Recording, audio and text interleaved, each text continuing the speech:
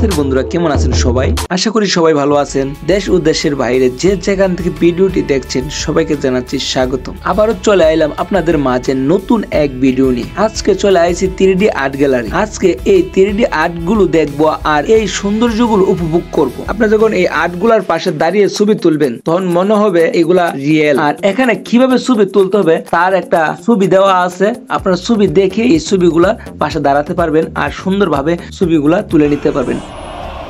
আল্লাহ দিছে গায়ে জোর, এর লেগে টাইনে আনছি বহুদূর। কি আনছি নিজে বলতে পারি না। চলে গেলাম রাজপ্রাসাদে রাজকন্যাকে তুলে আনতে। বাধা দিল রাজার প্রহরী। তার সাথে অনেক লড়াই করার পর চলে গেলাম রানীর কাছে। রানী তার মেয়েকে আমার হাতে তুলে দিল। আমি রাজকন্যাকে কথা দিয়েছিলাম আমাদের মাঝে কেউ যদি বাধা হয়ে দাঁড়ায় তাহলে আমি এই রাজ্য উড়িয়ে দিব। আমি তাই করলাম। এই রাজ্যের পশু পাখি সবগুলোকে মুক্ত করে দিলাম। তাই তো পাখি উড়ে এসে আতে বসে। আমার এই কাহিনী শুনে বনের হাতিও চলে আইছে একটু ভালোবাসা পাওয়ার লোভে। তারপর চলে গেলাম সুন্দরবনে গিয়া একটা হরিণকে বাঘের তাপা থেকে বাঁচিয়ে নিলাম। বাঘের হারমানা গল্পটা বনের রাজা সিংহ মানতে পারে নাই। তাই সুন্দরবনের দেওয়াল ভাঙে শিকার করতে চলে আইছে আমাকে।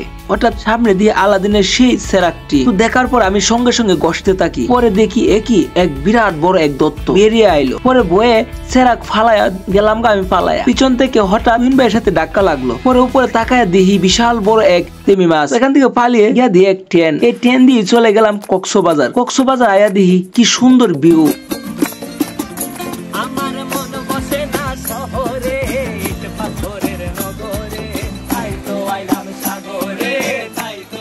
এরপর চলে গেলাম পদ্মা বিলে।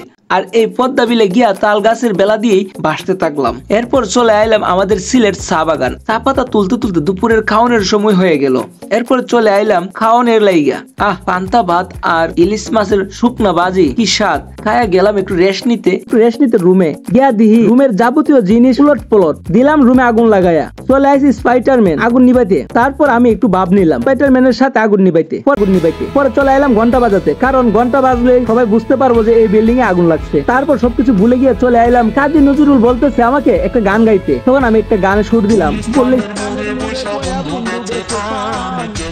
এরপরে গেলাম রবীন্দ্রনাথ ঠাকুরের কাছে গিয়া দিই এবার মুসল্লা গিয়া মুখ দেখা জানা। তো তার সাথে দেখা সাক্ষাৎ করে চলে আইলাম।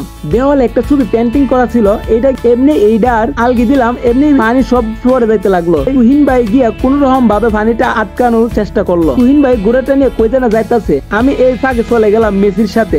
মেসি আমার দেহার পর সে খুশিতে বিজয়ের বিশ্বকাপটা আমার হাতে তুলে দিল। এই খুশিতে একটা রাজকীয় চেয়ারে গিয়া আমি বইলাম। এক ভয়ঙ্কর শব্দ, পিছনে তাকাইয়ে দেখি একই এক ভয়ানক এক কলা বাদুর। তারপর বাদুর আমার বুয়েমের ভিতরে আটকে রাখলো। দুইটা বিড়ালে আমাকে মুক্ত করার জন্য অনেক চেষ্টা করছে। এইদিকে তুহিন ভাই কি জানে কয় এগুলার নাম আমি বলতে পারি না, এদের সাথে খেলা করছে। এইদিকে আমি মুক্ত পেয়ে চলে আইলাম কাগজের নাও দিয়ে গ্রামের বাজারে চলে আইলাম। আর এখান থেকে কিছু ফিডা নিয়ে নিলাম। আবার দেখা হয়ে গেল তুহিন ভাইয়ের সাথে। তুহিন ভাই আমারে চা কলা রুটি এগুলা দিতাছে খাওয়ার জন্য। আর চাওলা খালি চাই ডালতাছে আর চা ডালতাছে। পরে আমি বলতেছি আর দিতে হবে না, আর দিলে পরে যাবে। এরপরে চলে আইলাম বাড়ি। আর বাড়ি আইসা দেখি আপনাদের ভাবি ঢেকি দিয়ে চাল বুনতেছে। আপনাদের ভাবিকে আমি একটু সাহায্য করলাম।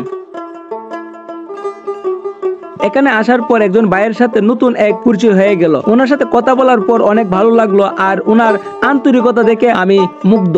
আজকের এই ভিডিওটি করতে আমাকে উনি অনেক সাহায্য করছে। ভাইকে অনেক অনেক ধন্যবাদ। তো আজকের ভিডিওটি এখানে শেষ করছি। আবারও দেখা হবে পরবর্তী ভিডিওতে। সবাই ভালো থাকবেন, সুস্থ থাকবেন। আর হ্যাঁ, এই ভিডিওটি কে কোথায় থেকে দেখছেন অবশ্যই কমেন্ট করে জানাবেন।